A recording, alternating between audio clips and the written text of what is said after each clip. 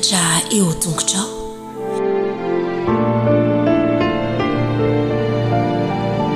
Efa avy ny zazakely rehetra tonga eo amin'ilay fotoana mahafinaritra ny antsika izao hoe efa vonona ve, efa vonona iaino lesona?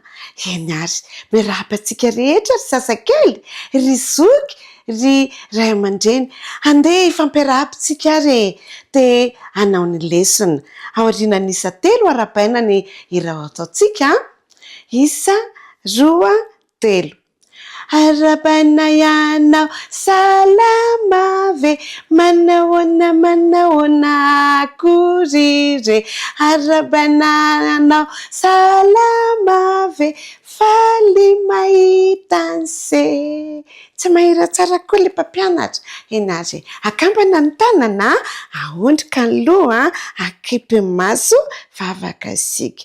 Jesosy malalo, tianay ianao, misaotra anao fa omenao fotoana izahay hanao lesona indray. Ampio izahay mba ho endry tsara, mahay mihaino tsara, ho mpankatoa. Misaotra Jesosy io. Amen. Eny ary toy ny lesona tamin'ny lasa ihany ny lesontsika ny zanak'Israely rehefa niala avy tany Egypta, tafafita ny ranomasina mena dia nandeha tany anefitra. Izany tany efitra izany ange tsisy ninina mihitsy, tsy misy sakafo ange any, tsy misy mofo ange any, tsisy vary any, tsisy ronono, fa maina be ny tany. Dia nampalahelo ange ny zanak'Israely fa nandeha fotsiny nino ny fitantanan'Andriamanitra. Tondra sakafo kely ihany zareo fa efa lany ilay sakafo nentin' zareo. Dia zareo momona foana ange ireo zanak'Israely, memena foana Mosesy zahay zany izao tsy misy sakafo indray zany zahay, tsisy ninina zany, tsika mipetraka fotsiny eto fa efa natsangana izao ny lay dia hanao inona eto. Jereo ny tranontsika tsara tarehy nefa tsika tsy manana sakafo, efa lany daholo ny sakafontsika. Inona izany ny amenandreo olona ireo Mosesy? Tsisy ninina azo atao ve? Dia ahoana izany? Dia hoy Mosesy hoe trasy lofa hiresaka amin'ny Jesosy hiresaka amin'ny Jesosy hoe Jesosy inona izany ny sakafo hoaninay? Mimenimenina ny olona fa tsy misy sakafo, nona be ange zareo hony. Dia ahoana, inona ny atao? Dia hozy Andriamanitra hoe Mosesy teneny zareo fa rehefa maraina, rapitsy maraina, asovy mivoaka makany an-tokotany zareo. Rehefa le mifoha maraina dia mivoaka ny an-tokotany fa mahita zavatra. Nivoaka tokoa ny olona dia nahita voan-javatra kely fotsifotsy be da be. Inona tony? Hoay, inona tony? Dia hozy Mosesy hoe ireny ny sakafo amen'i Jehovah nareo, mana ny anarany ireny. Mana ny anarany ireny. Isa maraina nareo maka izay hoaninareo amin'ny maraina, hoanina amin'ny atoandro, hoanina amin'ny hariva. Andramo ange fa tsara be, mamy be, misy ronono misy tantely matsiro. Dia isan'andro nareo maka isaky maraina.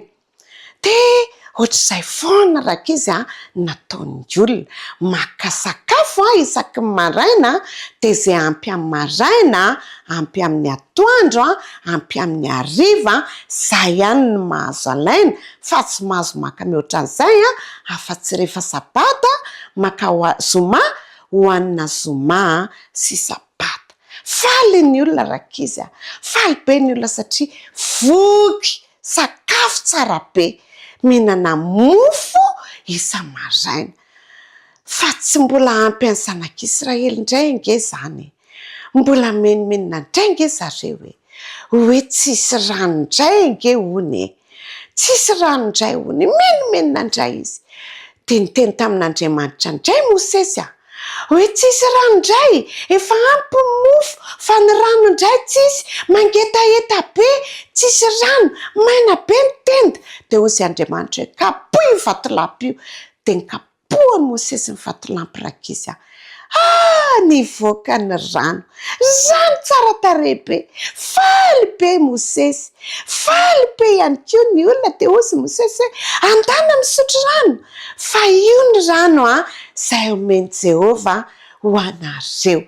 Mahafinaritra rakizy Andriamanitra mikarakara mandrakariva rakizy Andriamanitra atsika, omeny atsika izay rehetra ilaitsika. De nisotro tamin'izany rano zany rakizy ny olona. Zay ny lesitsika fahadimy, lesona fahadimy sakafo sy rano tsy nampozina. Sakafo sy rano tsy nampozina. Ny tsianjery de manao hoe fa Andriamanitra anatanteraka izay rehetra tokony ho anareo. Fa Andriamanitra anatanteraka izay rehetra tokony ho anareo. Karakaratsika ny Andriamanitra, manome sakafo ny Andriamanitra, manome rano ny Andriamanitra, tsara ny Andriamanitra.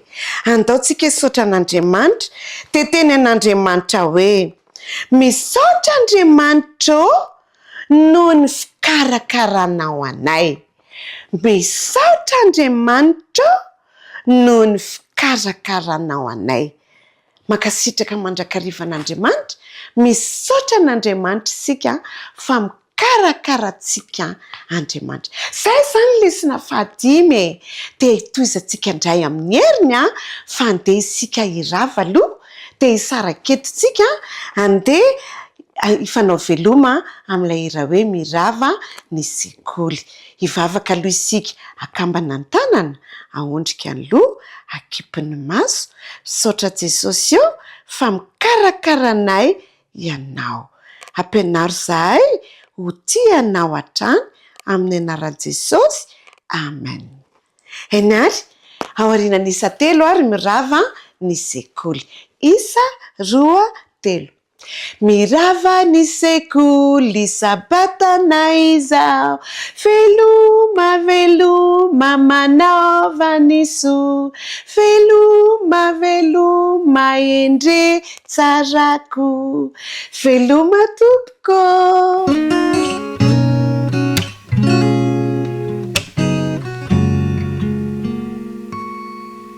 Manahoana daholo ny zazaboto tonga ato tokantrano indray arakizy hitondra ny tantara mitondra lohateny hoe ilay zazavavy kely mpanompo. Vita indray zany ny tantaran'ny mpanjakavavy Estera, dia ilay zazavavy kely mpanompo tantarana ankizivavy kely anankiray nanome fanampiana ho an'ny hafa. Ny teny natao tadidy ho antsika ankizy rehetra indray dia ao amin'ny Galatiana 5:9-10. Galatiana 5:9-10. Aoka isika hanao soa amin'ny olona rehetra. Mora kely ange izany teny natao tadidy izany. Aoka isika hanao soa amin'ny olona rehetra. Ndao ary araka mierina indray isika. 1, 2, 3. Aoka isika hanao soa amin'ny olona rehetra. Bravo! Tsara be ty tantara ty fa mipetraka tsara daholo miaino sady mijery dia mandray lesona ihany koa. Ndao ary! Nijerijery nanerana ny lakozia ilay tovovavy kely. Toa samy hafa tanteraka amin'ilay lakozia tany amin'ny firenena no nanoloany azy. Lehibe kokoa mantsy ny fahitany azy ary misy lovia tsatokaty sy harona maromaro ao amin'ilay izy. Nahay nahandro sakafo tokoa io zazavavy io Matetika izy no manampy ny reniny amin'ny fanaovana mofo sy mahandro sakafo. Dia nodin'ilay tovovavy kely indray tao amin'ny efitra fihinanana. Samy hafa amin'ilay efitra ny fihinanana efa nazatra azy tao anatiny. Latabatra lehibe no hitany tao. Lehibe lavitra noho ilay latabatry ny ankonany any amin'ny firenena. Nahita kifafa tery anjoron-tany izy. Tery amin'ny latabatra kelikely kokoa anankiray no nitoeran'ireo lovia fihinanana tsara tarehy. Tena mahay mamafa trano koa io tovovavy kely io. Voafafany tsara hatramin'ny zoro-trano sarotra sokirina ary hainy tsara ihany koa ny manomana ny latabatra fisakafoanana. Efa nampianarin'ny reniny mantsy izy. Fantany tsara fa ao an-tokantranon'ilay lehilahy mpiandraikitra ny tafika sirianina izy ankehitriny. Nanana ny maha izy azy tokoa mantsy io lehilahy io ary miaramila mahafatra-po. Vao aingana izy no nitarika ny tafika hanafika firenena nisy an'ilay tovovavy, izany hoe ny Israely, ka nivoaka ho mpandresy tamin'izany. Tampoka teo dia nisy vehivavy iray niakanjo mavo manjelanjelatra niditra tao amin'ilay efitrano sady nitsiky tamin'ilay tovovavy. Ianao anga ilay tovovavy kely noresahiny namana vadiko e? Izaho no vadiny namana. Ho lasa mpanampy ahy izany ianao. Avy, andao asehoko anao ny zavatra tiako ataonao voalohany ry tovovavy kely a. Mailaka fa mindrery raha matoa nitondra ilay tovovavy kely ho any amin'ny efitra ambony rindrina. Nanaraka ny vadina mana ilay tovovavy kely. Notondro ny vadina mana ny fandriana.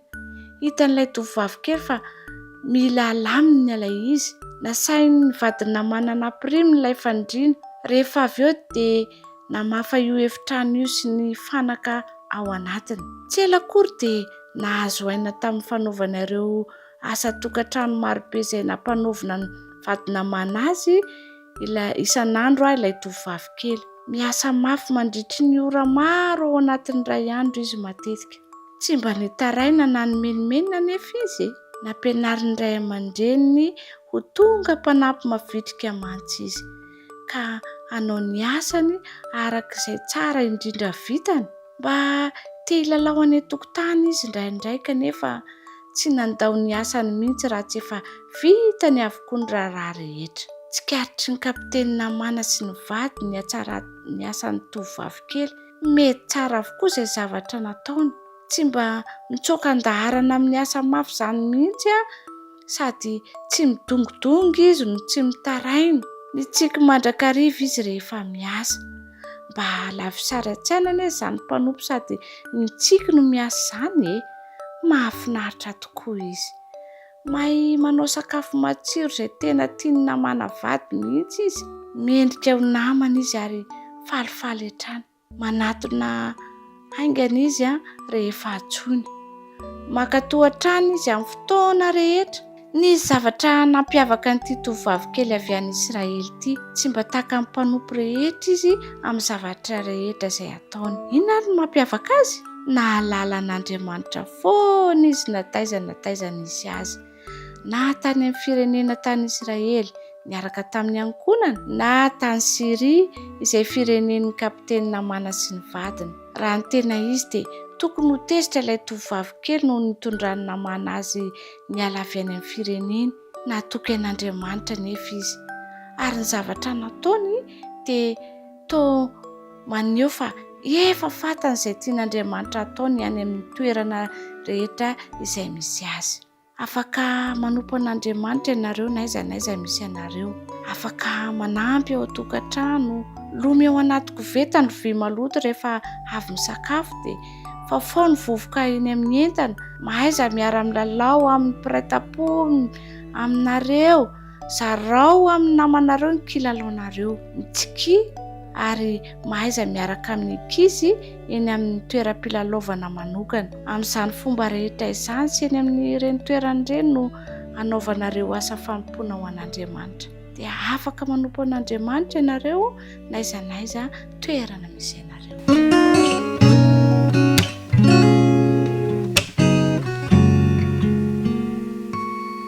Faly indrindra ny tenako rakizy namako tafahoana amintsika eto indray. Mino aho fa afinakitra ny fiarahantsika raha miaraka eto isika hamitina ny loha hevitra fahadimy izay manao hoe ny kristianina mitarika ny hafa ino. Ny kristianina mitarika ny hafa ino. Eny tokoa rakizy manana andraikitra izay tiany Jesosy ho tanterana angentsika io dia nitarika ny hafa eo amin'i Jesosy. Ary izany indrindra no ambarany ity andalan-teny izay ataontsika tsy anjery ity, manao hoe koa raha misy olona ao amin'ny Kristy dia olom-baovao izy. Efa lasa ny zavatra taloha, indreo efa tonga vaovao ireo. Korintianina voalohany toko 5:17. Andao nge averintsika tsara e, koa raha misy olona ao amin'ny Kristy dia olom-baovao izy. Efa lasa ny zavatra taloha, indreo efa tonga vaovao ireo. Korintianina faharoa toko 5:17. Sitraka Jesosy indrindra ny ankizy kely raha mitarika ny hafa mba hanana fiainam-baovao ao amin'i Jesosy. Ka dia manasa anao hatrany ary hanaraka ny tantarantsika.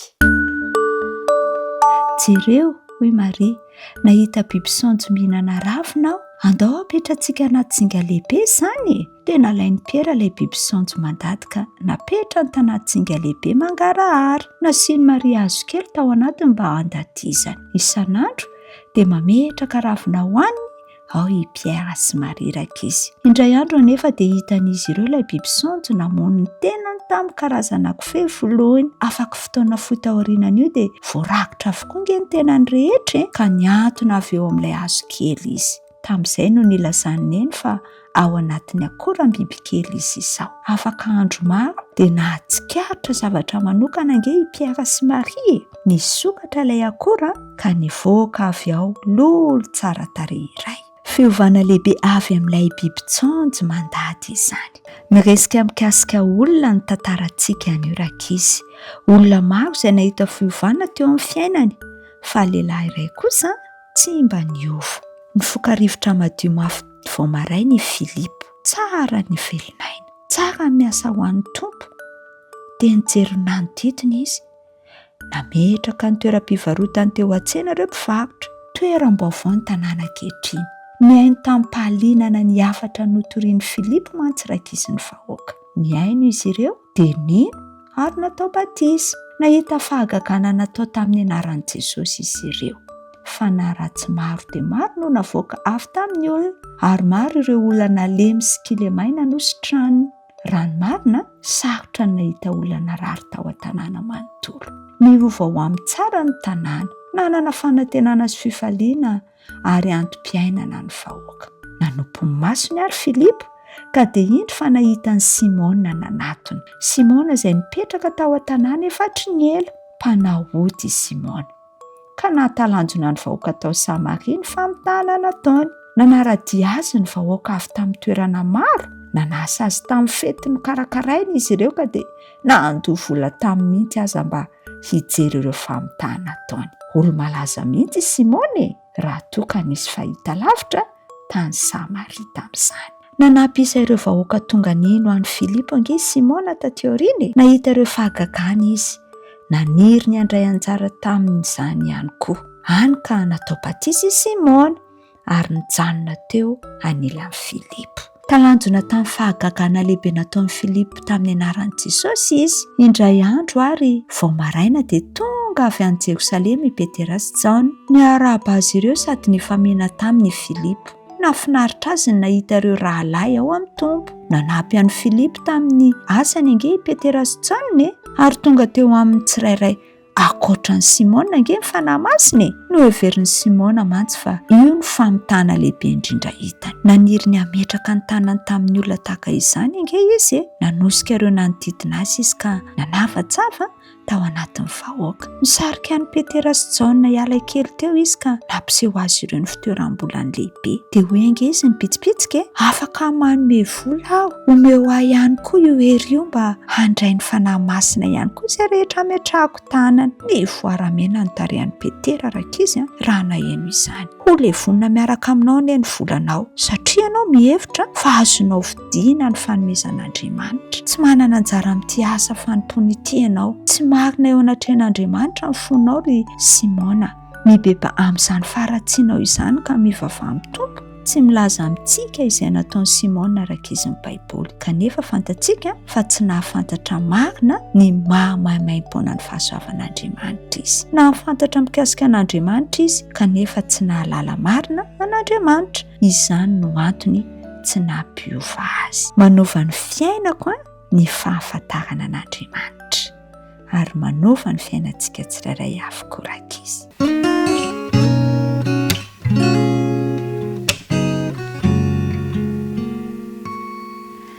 Miarabanareo tanora mantonto indray ireo 13 sy 14 rehetra indray natratra ity fotoana ity izay ahafahantsika mamerina ny lesona ny anarantsika nandritra ny herinandro. Ny lohateny moa dia ny hoe ny tovolahy sy ny tovovavy, ka ny fizarana voalohany no ny anarantsika tamin'iny herinandro iny. Fa tamin'ny herinandro lasa isika dia efa niresaka any amin'ny hoe fisaka izany, ahoana ny fomba ifandraisantsika amin'ireo namantsika. Dia miditra lalinalina kokoa izany isika, ka ny fizarana voalohany no hitantsika tamin'ity herinandro ity izay miresaka indrindra ny amin'ny tovolahy sy ny tovovavy. Anisan'ny lohahevitra mahafinaritra anareo izany lohahevitra izany dia andeha iarahantsika mamerina ilay izy. Ny tsy anjerina ny andinina tao tadiana dia izay voasoratra indrindra tao amin'ny Genesis 5:1-2 izay manao hoe lahy sy vavy no namoronany azy dia nitazy izy ka nanao ny anarany hoe Adama tamin'ny andro namoronany azy. Tamin'ny namorona ny olombelona Andriamanitra dia nisy ny fahasamihafana. Namorona ny Adama aloha izy rehefa avy eo dia namorona indray any Eva, ary Eva dia nalainy tamin'ny taolan-tehezan'ny Adama no namoronany any Eva. Samihafa mihitsy ny lehilahy sy ny vehivavy. Ny zavatra tiana samihafa, ny endrika samihafa. Na dia misy aza ireo mitovitovy dia samihafa amin'ny ankapobeny. Ka noho izany dia mila ianarantsika dieny izao amin'izao mahatanora anareo izao indrindra izany fahasamihafana izany sy izay rehetra tokony atao amin'ny fiatrehana an'izany. Indraindray mantsy rehefa tsy tsapantsika hoe tsy mitovy amintsika io olona hafa io, izany hoe ny lahy ianao dia hafa aminao ny vavy, ary raha vavy ianao dia hafa aminao ny lahy, dia manjary mahatonga fahasorenana ao anatinao izany raha vao tsy fantatrao hoe samihafa ny namoronan'Andriamanitra ny lahy sy ny vavy. Fa ny fianarantsika mianatra dia nampianatra indrindra fa samy foronan'Andriamanitra isika, izay aloha dia hitovizana, fa ny lahy dia manana ny toetrany manokana ary ny vavy ihany koa dia manana ny toetrany manokana, ka ilainy zatovovavy izany ny mamantatra. Antanio ny ray aman-dreny, antanio ny mpanabe, ny olona lehibe noho ianao hoe raha tovovavy ianao dia antanio hoe toy ny ahoana ny toetran'ireny lehilahy ireny, toy ny ahoana ny fiainany, toy ny ahoana ny zavatra tiany, zavatra mahafinaritra azy.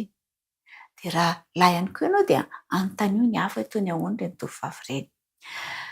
Fa ny zavatra tian'Andriamanitra ho atao dia ny ananantsika fifandraisana tsara, ny omananareo dieny izao amin'ny mahatanoranareo izao, ny amin'ny hoavinareo any aoriana any, mba hanananareo fifaliana sy fahasambarana rehefa tonga ny fotoana izay hidiranareo ao anatin'ny tokantrano. Amin'izay fotoana izay mantsy dia ho fantatrao fa Andriamanitra no namorona ny olona eo akaikinao io dia toy ny fitiavan'Andriamanitra ny olombelona no hitiavanao ihany koa io olona io. Aza maimaika izany dieny izao. Mety hoe misy fitiavana kely maniry fa aza maika ny amin'izany.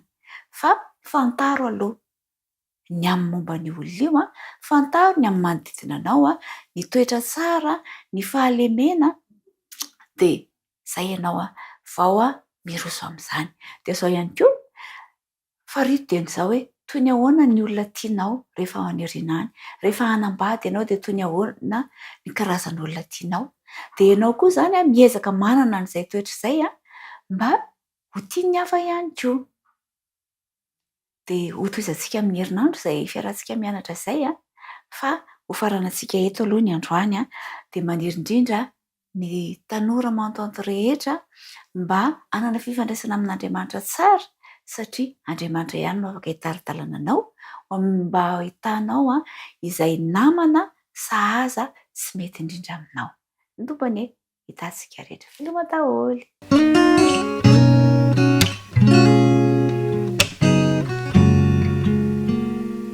Dia faly ary miramirana ny tava tafaraka amintsika amin'izao fiarahana mianatra ny ten'Andriamanitra izao. Mpamonjy ho an'ny jentilisa. Izay ny lohahevitra. Ary ny Matteo 5:12 hatramin'ny 5:20 sy ny 7:20 no misy ny andininy fototra. Matteo 5:12 520 hatramin'ny 720 dia izao ny voalaza.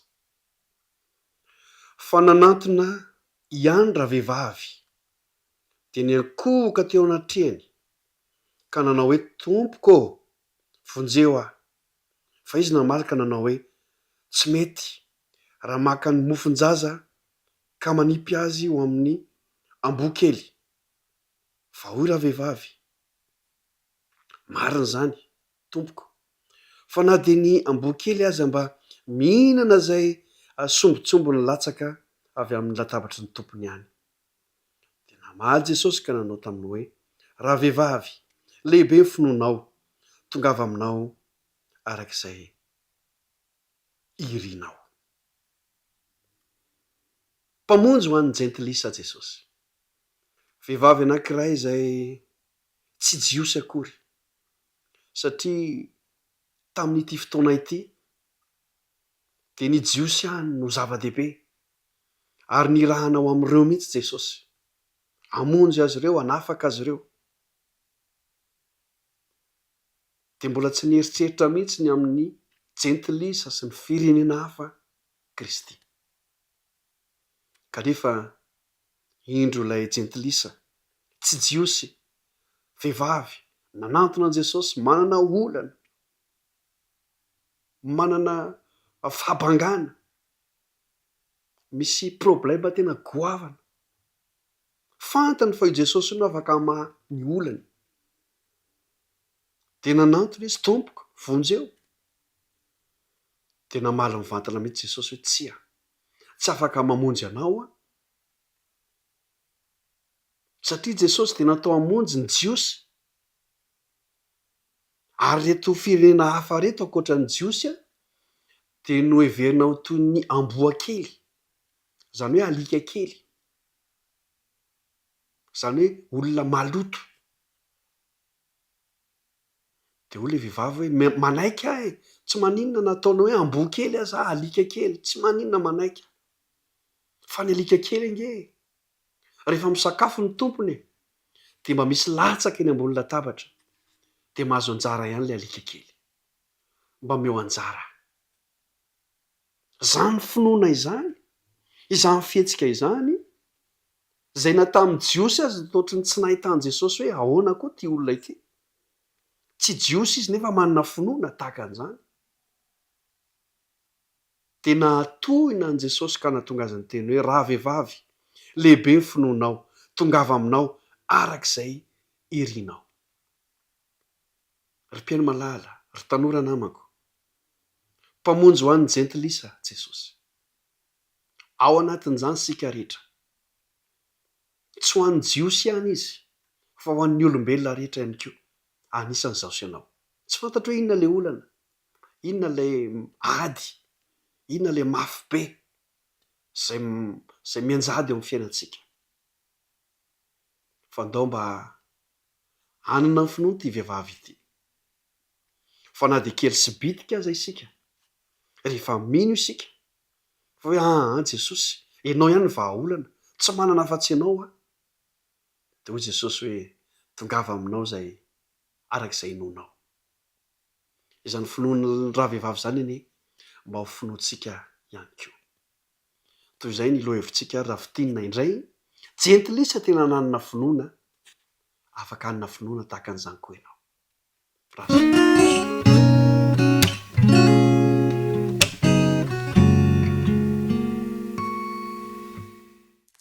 Lesona 5 no andeha ho jerentsika amin'ity androany ity, izay mitondra lohateny hoe loza atraiza atraiza.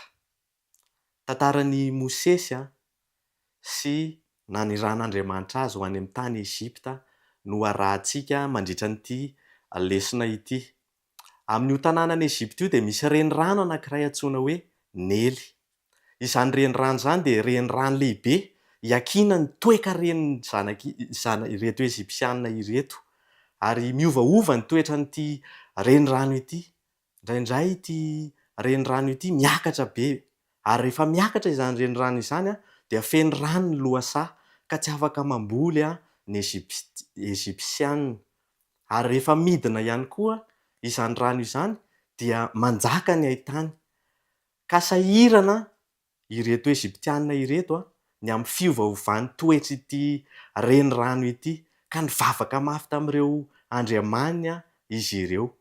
Nanana finoana matanjaka ny Eziptianina ny amin'ireo andriamanina ireo ary rehefa tonga Mosesy niaraka tamin'ny loza anankifolo izay nalefa n'Andriamanitra teo amin'ny tanin'ny Ezipta dia niraisin'ireto Eziptianina ireto ho fanindriana an'ireo andriamanitra izy ireo ireto izany loza folo izany.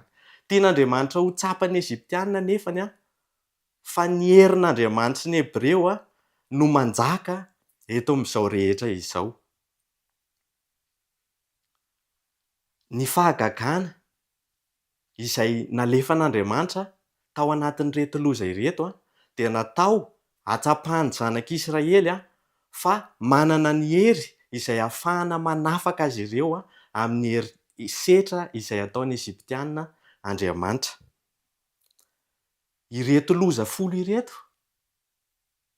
dia mihoatra noho ny fahefan'ny zanak'olombelona. Herin'Andriamanitra no nahatonga ireto loza folo ireto nahazo ny tany Ezipta ary nateo aza izany zavatra mahagaga izany dia tsy resy lahatra i Farao ny andefan'ireto zanak'Israely ireto. Nandeha ny loza voalohany, nandeha ny loza faharoa, fa vao may ny hamafy ny fon'ny Farao. Ny hamafy ihany koa ny fon'ny Eziptianina. Ary eo amin'ny fiainantsika, rehefa miseho ny herin'Andriamanitra amin'ny alalan'ny fitahiana, ny fahagagana sy ny fahasoavana isan-karazany dia izany Satana ho saromana tsy ho hitantsika izany fiandrianan'Andriamanitra izany. Tratra izany Farao, na dia naseho azy fa mahavita fahagagana, manana hery lehibe ny Andriamanitra sy ny Hebreo dia tsy nino izy, tsy nampisy fiovampo sy fibebahana teo amin'ny fiainana izany. Ary izany amafisan'ny fon'ny Farao izany ihany koa dia nitarihan'ny Satana any Mosesy sy Arona hiozongozona ny finoany amin'ny iraka izay nampanaovin'Andriamanitra azy ireo. Izany no hevim-petsy ataon'ny Satana rehefa te hiseho eo amin'ny fiainantsika ny voninahitra sy ny fahefan'Andriamanitra. Saromany tsy ho hitantsika mba ho jamba isika amin'ireo fahasoavana sy fahagagana rehetra ireo.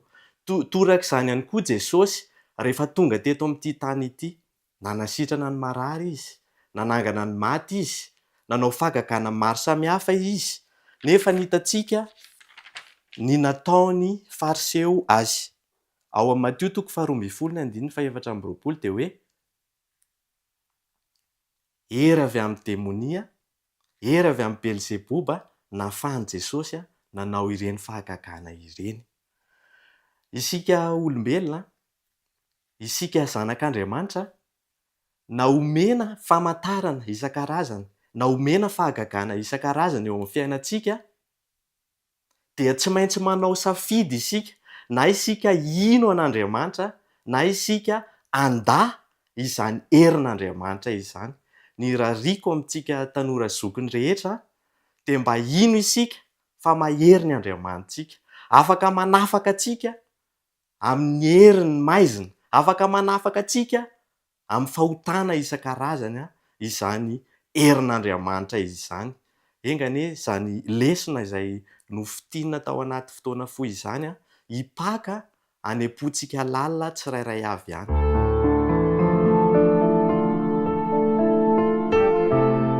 Mianatra eo tongotrao